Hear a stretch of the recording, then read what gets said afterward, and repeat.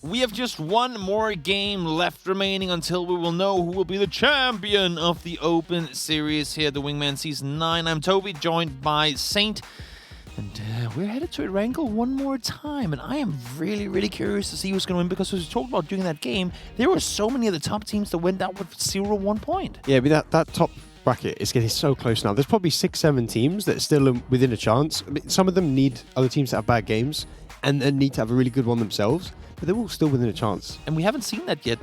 All the tournaments we've finished off so far, there's always been like that one place team, first place team that's just been like, that doesn't even matter. Like, fight for second, that's essentially the only thing you can do. And now, this is extremely close. And think about how much money's on the line, $10,000 rather, to the winner. So, I mean, this could be a $10,000 game for some players.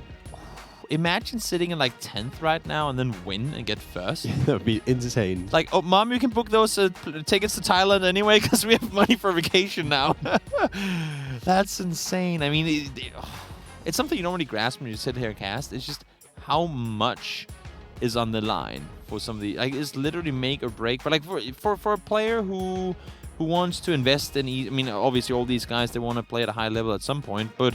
and some of them already do, but if you're in a situation where you have to work part-time to kind of have the whole your whole economy going, if you can get a 10 or well half, I guess just $5,000, that's X amount of months of rent that you can then dedicate to improving you as a player. And if that time that you have to that you now have available to focus on your gaming allows you to be signed by a team to then be a pro player, that's where it snowballs. Yeah. This essentially, like this winning right here is what grants you a spot as a pro player. I mean, it's huge to this amount of money, that like how much difference it can make. And we talk about how this game could be a $10,000 game, but I'm looking back to Lucid's win on Miramar. Yeah. And that 1v2 by Lucarux, like, I think he had 8 HP at the end of it. Like, one bullet away from dying, turned it into a 19-point game, and that pushed them all the way up to the top of the leaderboard. So that game right there, that 1v2, could be worth 10 grand. I mean, doing those kind of maths every now and again can be scary when you look at, for example, was it FaZe Clan and PGC in the last game of the semifinals, how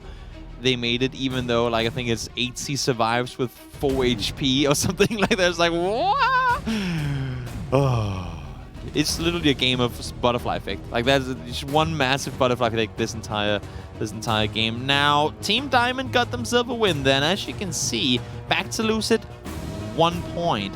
The Nomads, where are they hiding? They're hiding down in 1 as well. So 1 point for the top 2 teams. And also only 2 points for Nomad Warriors, another team that was right up there. So, yeah, like, this top of the leaderboard is going to be ridiculously close. And even Team Diamond, they were a team in the top 16. They were around 10th place. But these 15-point games put them in contention now. We're going to see where they're sitting. The leaderboard. Yeah. They're in third now. And Nabi Star setting themselves in a tied first place, 1 kill off. Oh my lord, we have... I mean, essentially we have top 5 fighting for first place. And I mean, even we say that, uncreative with a big win. If Trico wins, it's what is it? It's 15 points. Yeah. If they win this game, Trico and Beamy, I mean, they could do it, but they need... So let's say... Okay, so realistically, it's top 6. Likely, it's top 5 fighting for first place. That is insane, guys. If you have any hype in your chat in this, I don't want to call it early because it's technically not. It's just our sleep schedules being off, but it's nice. I mean, I've been wanting to cast early day PUBG for so long. Just not early day PUBG when I go to bed at 8 o'clock in the morning. It feels like you've not slept. But no, but I love these early day tournaments. It's amazing. I mean, it's just yeah, it's good. And one thing I want to point out: 14th place is on 35 points. All the way down to 18th is 32. So all those teams are so close together. Like, one good game here, and you go from outside the money to win like an actual decent place, an actual couple hundred going to each player. You say a good game, just get a couple of kills and you're already up there. We spoke about last game how if you have like 2, 4, 5 point games, yes, you won't necessarily be challenging right to the top. But if you're one of those teams sort of lurking around the 16th position, those games are the ones that put you in the money. Yeah. All the math is laid out for you guys. You can go on to play.gl.gg and find the leaderboards if you want to try and keep track of things coming to this final game. Now, Ravens in Pachinki. They seem like they have company from Sunset, and they're actually under fire. Marrow finds Finnick. That's an early knock there as well. That's inside of Farm. He runs him over too. So that's SS losing a player. Circle.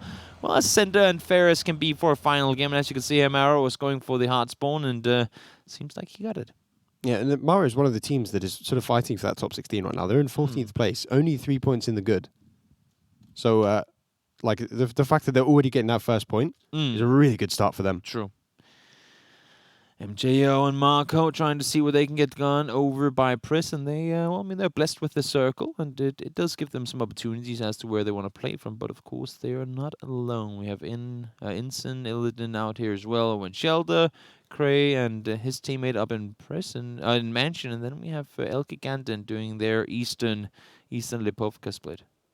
Yeah, whilst we have a bit of a slow point, I'm going to highlight Ravens there, because that game, they were like outside the top 16. They were like 22nd place, and they finally turned up. They finally woke up and showed the form that they had in that first day of the league. Yeah, they're had a big game, and suddenly they're in 12th. Yeah, that is. So it's a really big move for them. And I mean, if they do it again, they could be in the top 8.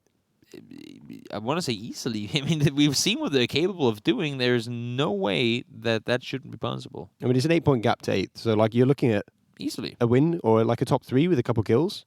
And yeah, you're right up there. You're right contending for the actual, like, really solid chunks of money. I'm looking for our first place team, Lukarux and Ivus. They are looting on military, and they need to get over there somehow. I expect they'll go Westbridge, just because, like, no one really camps the bridges on these circles. Yeah. Except maybe the Eastern one, because it's actually in. But, like, people don't really tend to camp the Westbridge, so they'll just go up, and I expect maybe try and work their way along the south coast, try and get in towards the dirt road region of the map, you know, like sort of the Potato Hill. So, like, if they can get all the way through there, then I think they're going to be a really good spot. And the fact, we didn't really mention them too much, but the fact that Goldby and Arthur, I mean, the fact that Goldby managed to stay alive to that third place, that pushed them into a tied first overall. Yeah, I mean, it's suddenly... And they're sitting right next to Horseman and Krasuka up by school. I mean, this is so damn close. You see the fight once again somewhat escalating inside Pachinki. Ravens tagging up some of the players from the neighboring team. Seems like Asmegas wants to get the hell out of here, and that's exactly what they do, but they are under fire. Fortunately, not a whole lot of damage has been done. Sicario has been tagged up. There might even have been a headshot. As I said, no damage done. They do manage to make their way out of there, and as we said, they're a team right now in 12th. If they go out 0 points here, there's a good chance they don't get any money off of this. Yeah, but that's one of those moments, and you'd be absolutely terrified. Like, because you have to sit through yeah. those points, and you get so nervous when you get stuck in that sort of situation. Also, what can you really commit to on the other side? Are they just going double bonds? I think they've been scouting it for a while, and they just, I mean, anything that's not Pachinki right now, we can go and take. It's like it's a first step. They're not going to stay there. I doubt. Maybe they'll stay in one circle, and I hope they get like a really nice shift, because it is a strong position if it does come southwest. Yeah. But I expect instead maybe they'll just sort of chill around there for like maybe at most one circle, if not try and work their way up to Potato Hill already. T-Bone and Vasco making their rotations. Sola and Nokia are pretty much synchronized right by their sides. Are any of them going to stop to fight? Nope, seems like Sola's going to turn off right. T-Bone is going to continue up over Potato Hill itself. And I've had a discussion with some players to try and figure out now they've added the fortification inside the Pachinki fields, and they have added the fortification up around the Potato Hill itself. If that changes anything in the rotation, it's like, nope. The path thing that you would normally have taken anyway is like a coincidentally complete clear cut of both those spots. So despite them being good, and I really love the fact that something was done to Pachinki Fields, because I've seen so many times where you run from that freaking wizard over towards that shack, and there's one rock to defend you. Now at least you have something to play around. The thing with those fields is that they have 3 teams here. Sola's got some friends. Gifted Rue's like, I didn't ask for this, and now he's dead. Unfortunately, his team got run over early game, and oh my lord, Noki taken down immediately as well. Yeah, so Sola's in a really tough spot here. They're the current 7th place team, and if they have a bad game here, they could be dropping far down that leaderboard. You gotta hide it out. I would assume so. At least you just gotta sit tight. And the thing is that oh my lord, there's gotta be some shrapnel or anything kind of piercing into his helmet there. He's holding an angle, has a scar, not the best weapon for up-close fighting. It seems to me like a wise decision was just made on his teammates, like on the opponent's part. Push it together, play it smart, play it wise, and don't over-aggress on anything. Zola does go down. Missed the kill, but he does get eliminated. So I just said 7th place team now out of the equation. That is gonna, well, I mean, allow for some teams to get quite a few more points. Yeah, that opens the door for teams like Game Frame, El Giganten, Hakohe to make their way up. Just sort of climb their way up the leaderboard. They don't even need a big game now. They just need a few points. They need like a 5-6 point a game, and they're moving their way up that leaderboard now. So, I mean, we do say that like the points matter the same in every game, but like in terms of like how you feel mentally, this is the last game you want to do badly in. Ivers and Locarox, they're triple, quadruple, and I don't know, quintuple peeking that bridge to make sure that there's no one there. Fiji does get tagged up, but he managed to find the knock on towards Norkis, and actually it's going to be Cray to get the flush on towards him. So El Gigante in all kinds of trouble. Ghost Star trying to make the run forwards. He must have been hurt by Figgy. He knows he's right outside the door. Now the door is open and Figgy finds him. El Giganten eliminated. 10th place out as well. 2 money teams that have now been eliminated and made it so much more possible for some of these teams trying to get into better spots to grab some money. Yeah, I mean, there were 2 teams that I was not expected to go out super early this game. Yeah? Just lost their gunfights. You know, they went for those early gunfights, and they're probably in a position where they want to be climbing the leaderboard, and to do that, you have to have a big game. You know, we see Elgig, they need like a 10-point I like game. this leaderboard coming up here. Thank you so much, production. That is very, very generous of you. I don't believe it's live. I think it's just off game 11. But yeah, so it's like, these are the standings coming into this game, guys. So when we're looking at that, we need to do some maths with it. But it's still it's a good reference point as well. Yeah, I mean, exactly. El Giganten eliminated at 43, and we've also lost Trainhard sitting at 52. So those 2 teams both out of the equation. I don't think I've ever seen anyone scout a bridge as hard as Ivers was doing just before. They spent like a full 2 minutes, like drive forward, scout. Yeah, drive forward, scout. As that first team, you have to be so scared. Like someone just tries to screw your game up. Exactly. But it also really harms it. I mean, look at this. Everyone's got their position in the circle, and there's nothing left. Also, I'm trying to think back and remember if Lugarooks and Ivers always landed military, or they did it this game to try and avoid confrontation. I think they actually have been military before. Yeah, exactly. Sharon. Ooh, kills for Team Diamond. They now start picking up some points. I believe that's the 2nd of the game for them. Ravens do lose a player. That's unfortunate, of course. KB able to find the knock there. No flush come in so far, but it is up on the Potato Hills, where I assume that a flush would be imminent. Yeah, and obviously they're a team that are doing really well so far in 3rd place and they're fully in contention for the win. So if they can have a big game now, I mean, you have to make them favourites. But what is that? Oh, no! This is perfect for Ivers and Luca. Full speed forward, guys.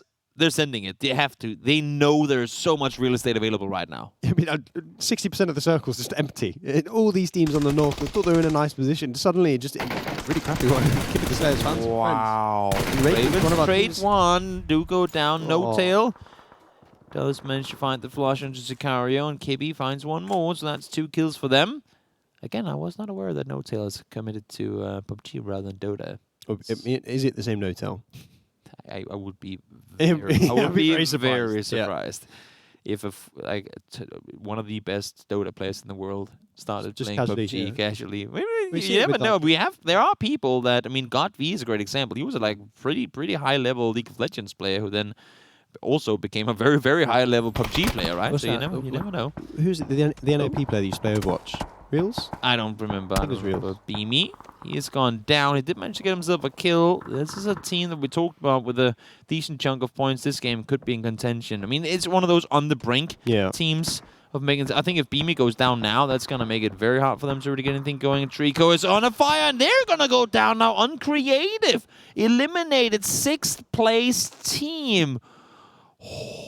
And this is where like all those teams sort of 6th to 10th are all just going out. So like suddenly this is insane. I'm looking at teams like Papega's and Team Russia. If they can have a big game, they're going to rocket up this league. Any team, we're talking all the way down to 20th place now, can come in and steal away so many points.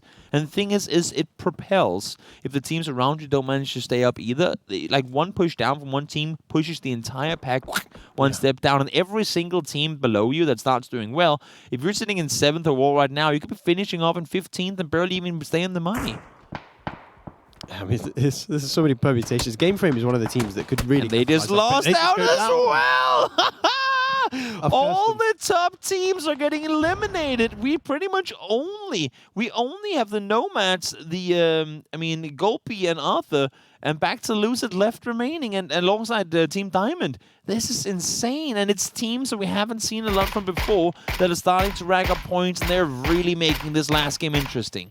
Yeah, I mean, this could be where we come down to the final circle to define our winners. Literally. If we could have like a 2v2 between our two top teams. And even though it's fun to do the math, it's also kind of interesting to not know exactly how it looks. I mean, again, we got to remind you guys that this leaderboard is coming into this game. UMX eliminated. They were in the best position overall. That's like the first team we've lost right now. That didn't really impact too much. Yeah, but there was Nomad Warriors grabbing the kills. That is true. That is true. Top four Fourth place even team. closer. Fourth place team picking up 2 kills. Oh my lord. Wait, did Lucarux and Ivers both commit to the Wizard Tower? It's bold. It's the, What? It's the almost Andy Pyro. Not quite the Andy Pyro, but... it's also kind of suicidal. Yeah, maybe it is a really strong position, provided the circle goes in that field. And if you have like a bike and you get it inside, you can escape as well. So given the fact that they know the we whole both south agree is that clear, given how much is available, it's a really bad play. I don't think it's a bad play. It's not the best play. I think it's the best way to put it. Like, it's not wrong, but it's not right. But it's It just sort of... Like if they get the circle, suddenly they're in the best position. They could have taken farm. They had farm. No, I don't like farm, especially in duos. But this circle now, I want them to go south, back into the go to the double. Go to the double 1 stories just below. But the thing is, already now you're in a situation where you've just been shut out from the north. Can you even secure a rotation out from here now? I'm pretty sure they have a bike and they've got it inside the Wizard Tower. So I would assume they can get out safely because like that's not a position you go for unless you can get out. You say that, but I don't see them They're not rotating anywhere, and everyone else is pushing in underneath, and they're going to be surrounded. I mean, they're still in a good position. As I said, once the circle goes north, you're in the best position. Golby and Arthur, second place team, they're pushing down right next door. Could you imagine them crashing into that? That would be the biggest kill for Backsaluted to get. Would be the kill on towards their current tied first place team. They are wrapping around them to take that spot underneath. As I say that, oh no, Golby just exactly missed them. They are going to get that double 1 story. Had they crashed down and then Arthur and Golby crashed into that as well, there would literally have been a fight for first place. As I say that though, Maro and Meisters, they're crashing into it as well, and people are already going to start doing damage here. Golby spots out Meisters, able to do some damage, not able to find the knock. There he does, still down. One more left alive, and the double kill comes in. Golby secures both of them, and Lucarux finds one as well, but they're now down by 1 point. Yeah, the top of this leaderboard is getting ridiculous. This is crazy. Manic, but both of these teams so close together now. So even if like one of them gets the circle, you'd expect the other one is going to be in as well.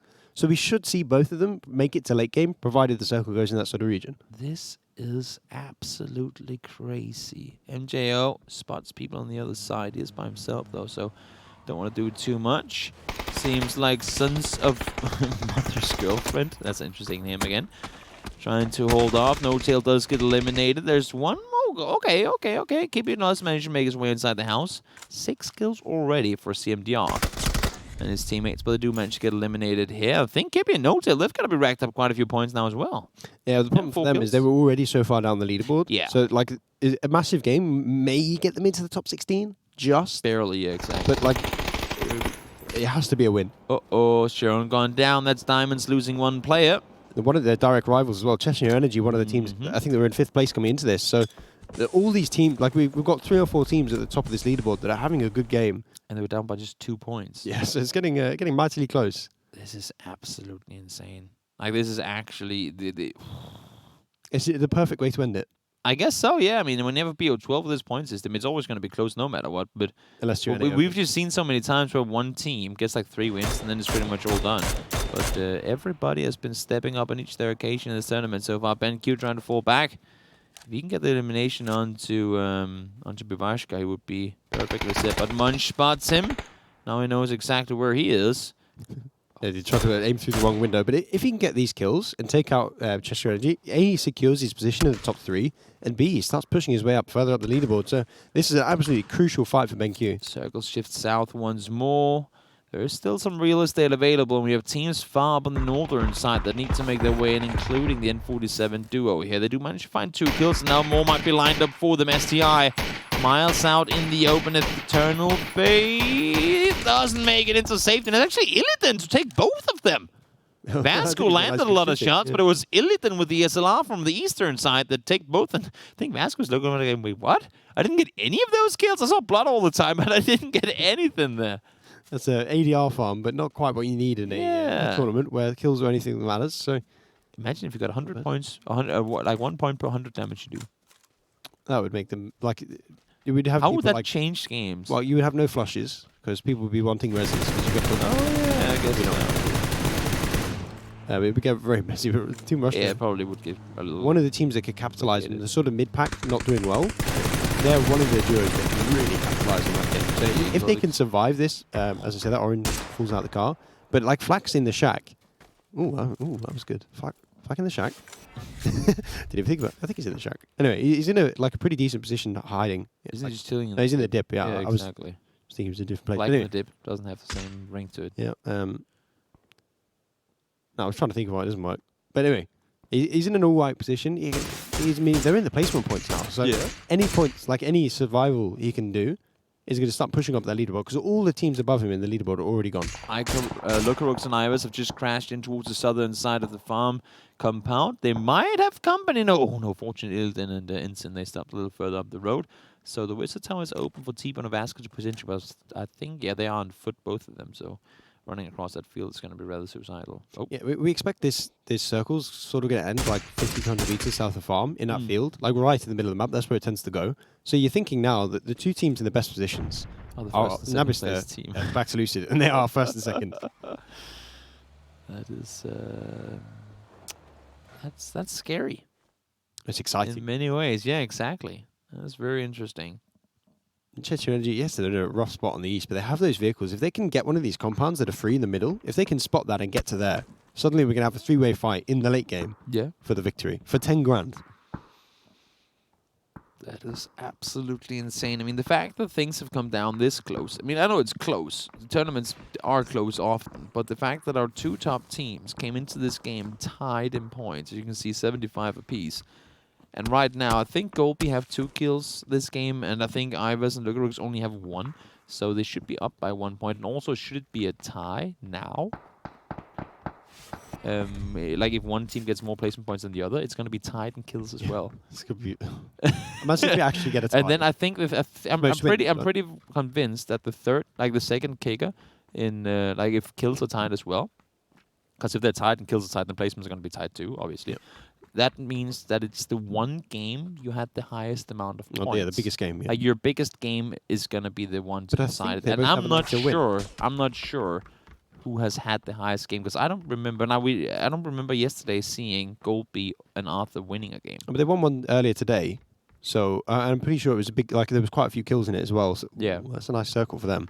But like I'm pretty sure both of them have a very similar kill win. Yeah, exactly. So we might get a tie there, and then then we're so far down the line that they probably have to do a coin flip. I don't know. I know they. I think. I mean, if you look at the super settings, there are like 4 or 5 different kickers, and I'll be honest and admit that I don't remember all of them. It's best game, and then it's most wins. So it's most wins. That's how it is. Yeah. And then I don't know what that would go away after that. I think back to Lucid have more wins. So unless we'll leave a sword in the middle of a room, and then we'll throw them in there, and then we'll see who stays alive in the end of it. Yeah, last one up. Proper battle royale. Hand throwing competition. We have many options. Arthur does get the knock onto Cray. Nabbed. Kill is stolen by Metrics. This could be one of those. If they win by 1 point, that could have been the difference maker right there. Every single point. I mean, technically it matters throughout the entire tournament. It's just now that we have the entire math lined out. Illidan, they're crashing forward. Are they going for the ridge line? Yes, they are. So no kills secured for anybody. They actually just made a full-on turn. Didn't want to commit to anything there. Seems like Ensign is stopping as well. Locarux and Ivers trying to get in, but these guys just put themselves under fire from multiple teams. And the next circle shift here could be very telling in terms of who's going to get first place in the tournament. Yeah, I mean, sign it, but Metrics finally gets up. Golby flush one. Instantly killed by Golby. So yeah. Grabbing an extra point in the favor of Nabista. That's what you get for stealing our kill, bro. Just take him out afterwards. But normally, like, we're looking at this and thinking, like, the more kills you get now, the better your placement points get. But you're also feeding points to the other teams. Yeah. The placement points are irrelevant now. And unless we get to, like, the final 2v2, if they're right at the end and they fight each other, that's when it matters. But now it's just about kills. Who can get the most kills? who can cement their position at the top of that leaderboard now. Because there are quite a few of the placements that are tied. Yeah. Just like we see in squads where 7th and 8th both grant you the same amount of points. There are quite a few actually here that follow along the same line. So it's gonna be tough, but it's gonna be absurd interesting too. And Nabis, they have 1 kill extra right now. Mm. But if they then go up before Lucrux and Ibis, and even if they get that's 3 positions higher, they can still only get 1 more point placement-wise. Exactly. KB does go down. It'll be so close. T-Bone securing some points. I'm afraid it's a little too late for them to really get anywhere, but they do have 4 kills and some placement points. They should be able to potentially they can push them way into 16th. I'm not sure. Yeah, they're 11 points off coming into this. So if they win the game with the amount of kills they already have, they should be fine. They could make it top 16. Yeah, they can get a couple hundred each at least. And obviously they got some money already from the league because they came, I think, 3rd in the end. Oh yeah, they did manage to get some points off. So they got some from that. So it's not the end of the world for them. But I mean, as a duo, I think they were expecting to be doing a lot better than they have. For sure. And a bit of a calm before the storm now, as everyone sort of found their position in the circle, found their safe spot, and both our top 2 teams are still in. The circle is slightly in the favour of Nabister, but realistically, the sort of bit to the west, like right between the 2 of them, is actually like it's much nicer to play from the east than from the west. I'm looking over towards farm, and I'm thinking that Urcha and his teammate, they have a chance of having a massive impact on the outcome of this tournament, depending on how they decide to push out of this one. They can't push to the wizard, that's out as well. They don't have a dip on that northern side they can play. The only spot they can really go to is where T-Bone is, and I think once he starts shooting, they're not even going to consider that. And they have to kind of scout up in that direction, but there's so many trees blocking the view that I really do believe the only play they can make is to push south into Ibis and Lucrux. Yeah, and then it's whether back to Lucid can get both of them. Yeah, exactly. Whether they lose players on it. They might actually sneak into the forest. And Goldby, I mean, that's the one benefit of that compound. They have really good vision down towards farm. So if they leave themselves exposed, either Ibis or Lucrux, if any of them leave themselves exposed to Urja or Horcha up on the northern side, that could be Goldby taking out either one, like either Ibis or Lucrux. And if they then know they're over there, that could make things really interesting. Yeah, and Ibis isn't looking, so there's a potential like timing where that duo on the north could actually sneak in and get all the way to the wall of the compound and really screw up back to Lucid's game. So at this point, if they do know that duo is there, which I assume they would, I kind of feel like Ibis needs to just be looking north.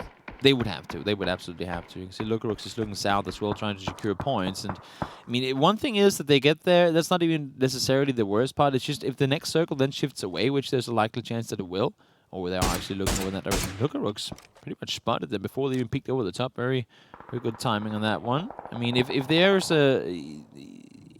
Even if they do survive, but the fact they get to the wall of the circle shifts away, they have to kind of run side by side, and that's going to make it so easy for Goldby and Arthur, because if they get shifted out of, there's a big chance that Arthur and Goldby will be inside that circle, and that will make things extremely difficult. Vasco does go down to the blue. Munch gets himself an elimination, and that's again also our 5th place team, and I think they might just have surpassed the Nomad Warriors and kills alone in this one.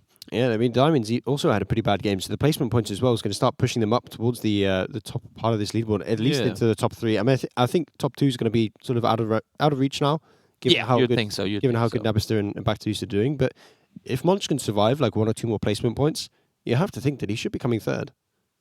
There's a fairly big chance for sure. I mean, Munch needs to, yeah, as you said, in order to get first place here, even though he was only 7 points out coming into the final game, he would need both those teams to go down right now. Yeah, they need to go down, and then you need to win the game. Hard Southern, hard Shift, and then somehow they both get eliminated right now, and then he wins, and then... I mean, he probably doesn't even need the win, but just at least like a top 2, I would say. Like 6. Lucid need to leave. The circle has gone away from farm now, so Nabister's in a really nice position. And Ibis gets knocked. That was what we didn't want to have happen for them. That was the scary part. The team on the north, we said they could have a massive impact on how the end game here ends up unfolding. And look at what's committing for the rest. That's going to be Chechnya. Yep, that name. That one. Eliminated. And that should, I would think, solidify them in 5th place. I don't see any other teams being able to surpass them right now. But I mean, you have to think with the kills they had as well. Yeah, that they should be pushing up to 3rd place. Just because how many they also got 4 or 5 maybe. Yeah, Diamond did have 2 kills as well, though. So I don't know. We'll. And, I mean, Nomad had 3 actually, so it's going to be super close. Even it is. I mean, place. everything is going to be. We could have another time. I was going to say we could have multiple ties in the top here.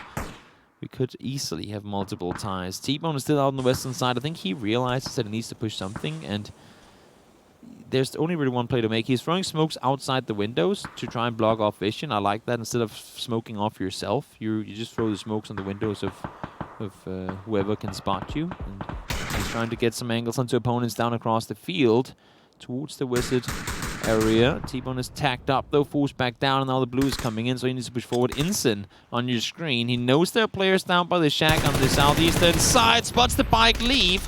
Not able to connect any shots on towards him though.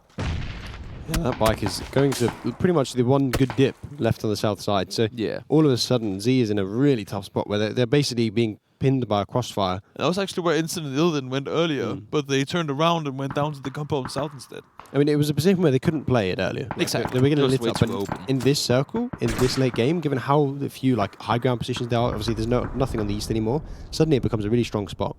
Rooks does manage to get off the first hit. Ivers and him both forced out into the open. You can see the smoke, so there Ivers is going to be in the blue in just a second, but able to push further forward. I don't know how much utility they have, but oh, a good knock coming in on towards Hocha. Will he be able to get the flush? Yes, he will. Every single point, guys, every single point could be the difference maker here. 3 now for back to Lucid. And we're going to see the circle pop now. It's whether how far west does it go. It's actually quite nice for both teams. So yeah, so it's going to end out of the compound in the middle of the two teams. I think that's about as even as you could get it for these two teams. It's a little bit nicer, I think, still for Navister, but ooh, that should be in a gold. strong spot. Yeah, that's dead. Nope. Okay, Survives mind. He runs away at the last moment. One bullet will get him down. One more nade as well. And if Lucrux and Ivers can clear out this northern side, then they have a lot of control and a lot of opportunity to properly turn this into a 2v2. That it is really in their favor. Fortunately, Goldby and Arthur aren't really being pressured by anyone right now, so they can take their focus over towards T-Bone and that side of the circle. Lokaruk's getting himself knocked. That's scary. We saw one more nade in the hand of Urja, and it's actually being primed as we speak. And that's why he's not going for the res. He knows that he nade's coming knows. in. He knows something's going to happen. The nade was thrown. He waits for his teammate to push further back. They do still have the ridge line to keep themselves safe. Fiend goes down. Illidan managing to take him out. Now Instant down as well. This nade should be the death of T-Bone. Nope, Goldby finds him. More kills added to the roster sitting inside the compound. He's getting so close to these teams. I can't do the math anymore. I mean, I've completely lost track on it. But Herkoi as well, one of our 8th place team coming into this. We talk about how much there is to play for Nabister and back to Lucid, but they also are in such a pivotal position. The teams above them had a bad game, so they could be rocketing up leaderboard. They can make it into the 1,000, the $2,000 positions. But they're tied and kills. Yeah, that's the perfect timing for Fig to go down. Oh my lord, they were tied kills. coming into the game, and now they're tied and kills again. I think this is going to come down to I mean, they will be the final 2 teams alive in this game, I'm pretty sure. But does Urja ruin it for Nabister? I mean, he tried to ruin it for Lokarux and Ivers, and now he's kind of looking the other way. But the position he's in, when they leave that compound, he should be able to get one of them, but it's whether Ivers and Lucrux have the utility to survive that long. They haven't been forced to use smokes left. They haven't been forced to do anything so far. And Ivers has nothing. I mean, he has a couple of frag grenades, but like they need to move slightly before the team in the compound. I think it's one of these tournaments now where the winner of the winner of this game wins the tournament, because I think either back to Lucid or Goldby and Arthur will win this game. Unless if Urja pulls off something absurd. Yeah, exactly. Then imagine him getting all the kills now. When we saw it with Krabik. 5 players alive and he get all the kills as a solo. Now that was more solos, but this being 2 squads, I don't think that's going to happen at all. We'll see though. This is the perfect way to end it. A 2v2 between teams tied on points. For $10,000. It's ridiculous. Circle is starting to close in. Goldby needs to get out of the house at some point soon, because if he gets caught inside, that's a knock for Ivers and a flush inside as well. So top 2 guaranteed for the teams, but it's not going to matter. The 4-point difference maker in the win here will be what gets it down. First place and second place squaring off for the end of the tournament. Yeah, but Goldby and Active have so much utility. That nade was so close. And the tag's coming in. Look at six knocks! Goldby, by himself, gets himself a knock with the nade. Ivers now has to push forward. They know exactly where he is. You have 2 nades left to throw forward. Ivers, can you do this? Can you do this? Or will it be a Nabister win in the tournament? He's looking around, trying to find the left side. Spots him on the left side. That's the kill. Goldby secures the win of the game, and that should be the win in the tournament as well. Nabister NBS secures a 16-point victory to finish off the game. And the fact that they had their opponents for first place with them the entire... Like, had they seen them eliminated earlier, they could be like, and just when you thank God, we just need to get top 8. They were there the entire way to the very final bullet fired. Yeah, Golby landed that grenade from really far away. He got it perfectly onto, I think it was Lucrox in the end.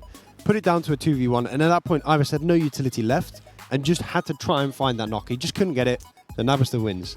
Arthur had 0 kills that game. Golby had 6, and they win the game as well. That was absolutely insane. Now, of course, even though, I mean, I think we can both be pretty sure. We're not that bad at math, but of course, we'll see the scoreboards and wait with the full-on confirmation. But I'm pretty confident that a 16-point game there is going to give them the win. El Giganten out early. So many top teams, contenders for well, I mean, essentially first place, or at least some really good upgrades to their prize money, eliminated early on. I mean, our teams in 3rd, 4th, 6th, 7th, 9th, 10th, and 11th all went out for like the 20th. So there were so many teams sort of in that 13th and 16th that we were saying we're going to be battling to stay in the money. That suddenly we'll be battling for a couple grand. Yeah, it could be pretty fun to see a side-by-side with how the leaderboards look coming into this final game and how it changed up. I mean, Hikoi had a big last game. Yeah, fourth place, a couple kills as well. And given that they were in 8th, given the 2 teams above them had a really poor game, you'd expect that they're at least going to get 1 position, maybe even 2. We saw N47 start stepping up as well, but unfortunately was a little too late. Couldn't really get much of it. Lucarux really tried. Ives as well there. 5 kills for them coming into the final fight. 5 kills for Golby alone in that fight, and then you get the final kill there on towards Ives, which I'm pretty confident will solidify their win here in the Wingman Series 9 EMEA plus CIS Open. Yeah, I mean, that has to be the most expensive final circle in Wingman history, right there. Wingman history. Oh, yeah. A 2v2 to decide whether you get 10 grand or 5 grand. So a $5,000 clutch. $5,000 2v2. Yeah, it's ridiculous. That's gambling at levels I would never even dare touch. My nerves would not be able to handle it. I was just like get a heart attack in the middle of the final fight. just dying. Can we get a remake? A player had a heart attack. Yeah. Sure, I would not be able to handle that as a player. Holy moly. $5,000 final 2v2 in a Wingman tournament. I mean, Golby stepped up. Like, it's 6 Oh, yeah, for sure. His own. Yeah. Arthur was there. I think he got quite a lot of damage. I was going to say, they applied pressure, both of them allowed. But Golby really put him in his backpack for the final game. Really wanted that win. And 6 kills on his own and the win. I mean, perfect final game for them. Even though it wasn't the difference maker, I feel like a difference maker was the fact that Ives and Lucarux settled for the Shack or the Wizard when they could have taken either. I mean, of course, we didn't know that the circle was going to end where it did, but they could have taken either the double compound that Golby and Arthas went to. They could have taken immediately the South Farm position. I feel like they had better options where they didn't settle with that, maybe because they were under pressure the way they were and like they didn't want to take something that was too hot because then they could have been pulled up on. But let's see, guys, the scores from this final game. 16 points from Navista, and back to Lucid settles with 11. Literally the difference maker being that final kill. I mean, there would have been a complete swap of points had it been a back to Lucid win. They would have had the 1 more kill, and they would have had the 5 or the 4 extra points of placements. Koei and Nomad, 2 teams in the top 16, having a good final game, so they should be pushing their way up, getting a bit of extra money. But I'm looking at this, I'm thinking, Train Hard 0 points. I mean, they were in such a good position coming into this. Grim Ravens as well, another 0-point game, and here we have it. The top of the leaderboard. Things are tied with Chechnya, but they get tied. Wait, what? They're tied in everything. They're tied in everything. I mean, according to this leaderboard, Team Diamond is in 4th, but I don't know if this leaderboard is set up with all the kickers in mind. I think it settles with the kills. And then if that's tied, I don't know if it then becomes random. I have no idea. I have no idea who is going to be 3rd and 4th. Won a game earlier, right? And then look at Nomad Warriors, 1 point out of that. They were a team that didn't have an amazing last game. They had a fight early on. I think they had 3 or 4 kills right at the start, but they didn't really get placement points. That sort of ruined them. They were 4th coming into it, and they dropped down right at the end. Like 1 2v2 that they win instead of lose, and they're 3rd place. 3rd and 4th, keep that in mind, that's a $1,000 difference. And right now, they're tied in kills and placements. And I'm very confident that it's your best game. That is the kicker after kills, if those are tied as well. And I'll be honest and admit, I do not know who had the best, had the best one. We're talking best of one game, like not average game, because again, same amount of points, that would be the same. So it's the one game they had that was the best, and given the fact that they're tied both kills and placements, I mean, I have to think it's going to be a 1 point difference at some point throughout the tournament that you have no way of knowing what's going to have the impact that it ended up doing. I'm pretty sure both of them have won a game. So we're looking at, like, in that game that they won. Did they win with? They have. Yeah. How many kills? Was it a 9-kill win? Or was it a second play with 10+ kills? I mean, exactly. but no, I don't It think pushes any you of those two teams had any 10+ kill games. But what a way to finish! I mean, the fact that we can have this much excitement in the opens, just for me, thinks, okay, so we're finishing off both the pros as well today. There is going to be a hell of a lot of excitement. And those tournaments also pretty damn close already. So if you're not already excited, do make sure to tune in again in just about 57 minutes. And there we'll be starting off the EU Pro Wingman Series. And then later tonight, we'll be taking off the NA Pro Wingman Series as well. We're talking PL players, NBL players, CIS players now in the mix as well. We saw them play yesterday as well. LATAM players as well. W-Click had a 10-kill win. Yeah, it was ridiculous. Very impressive. Very, very, very impressive. Right now, we're trying to confirm. We're trying to confirm whether it was Chechnya or it was Team Diamonds that get that third place. Because I mean, again, it's $1,000 difference. It's just well, can you guys solve it yourself? It's like whenever you come to your mom, my brother's being dumb. Are you old enough to sort it yourself? It's like, yeah. But it's $1,000. I mean, I know the admins. I mean, the admins knows all the score sheets and they have everything. I mean, I have it here, but I'll have to flick through everything. Yeah, we'll let the pros of that department make sure that that's done all right. And then when we get the confirmation, we'll make sure to let you guys know as well. But just imagine 12 games. I mean, we talk about the butterfly effect, right? 12 games where so many different things impact so many different things. So many rotations, kills, every single bullet you fire has some sort of impact on how many points you get that game. To then have both your kills and your placements completely equal. That's insane to me. I mean, it's not something we see every day. Coming into last game, the first place teams were tied with 1 point of, like, one team had one more kill, one team had one more placement point, and they were completely tied as well. How does that end up happening in a 12-game tournament? I think it's just a testament to how close this group was. Like, yeah, for sure. Even though, like, the two teams at the top did eventually sort of pull away, it only happened in that last game. Until that last game, we had 6 teams that were capable of winning, and that was just because the quality of the group is just it was so similar all the way down. I mean, I think said like N47, a duo that should really be up at the top. The fact that they are capable of having a bad tournament shows you how good everyone else was and how close the group as a whole was. Absolutely insane. Like, honestly, absolutely insane. I mean, when I'm trying to recall, I think I've had it happen once before in contenders. It wasn't any of the top teams, but it was like the 8th and 9th. I think they were tied in both kills and placements as well. It's just, to me, the fact that it happens in the bottom, I think, is so much more rare than in the middle, because the middle pack teams will always have their ups and downs and whatnot, but when it's the top teams, it's based on the win that you had. Yeah. Did that get followed by a 0-point game, or was it just an average game? Like, the team, like, there's such a big, what do you call, not spread, but what's the word for it? Variation in the points. Like, when you have had a 12-point game, or even more than that with the win and kills, to then have had a 0-point game, like, the spread becomes so much wider that you would think there was a smaller chance that things were tied. Like if you always sit at like 3 points, 4 points, 3 points, 4 points, then other teams will have done something similar. But this is just absurd to me. When I look at both teams, and normally, especially in duos, you see like some teams are really inconsistent. They either have like a double-digit game or they get 0. Some teams they won't necessarily win games, but they'll sneak the 6th and they'll sneak the 7th all over. But both these teams not only had wins, but also kept having those 6-7 point games, and that's why it was so close, because neither team had those bad games. I mean, I can't think back to a game where I was going to say, when did I see them go with 0? I don't think either team went out with 0 points across the whole team. Like, I think there was a couple 1s and 2s. They might have had a Sanok where that we didn't get to see. I mean, earlier today we didn't get to see the first. I was asleep, but I'm pretty confident that neither of them had 0-point games at any point, which alone is absurd to me. I mean, Endure. Guys, I think ridiculously difficult. what we will do now, because the admins are still discussing and trying to read through the rulebook and say, where's the rule that applies? But what if their top games are tied too, right? We're really going far down the list to try and figure out how things unfold. So what we're going to do is we're going to throw it to a break, and then we'll be back with the EU Pro Wingman Series in just about an hour's time, starting at 17 CET. And then do make sure to follow on Twitter, follow on social media. You can hop on over to play.gl.gt on the front page there. They'll be announcing, of course, the winners and the prize pools and everything there in just a short moment. So we will let you guys figure it out on your own.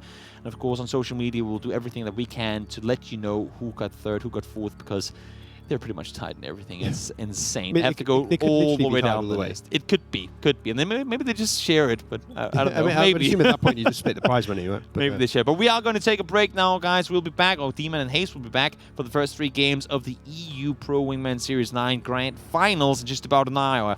So get some coffee, do whatever you got to do, and be back in an hour. We'll see you then.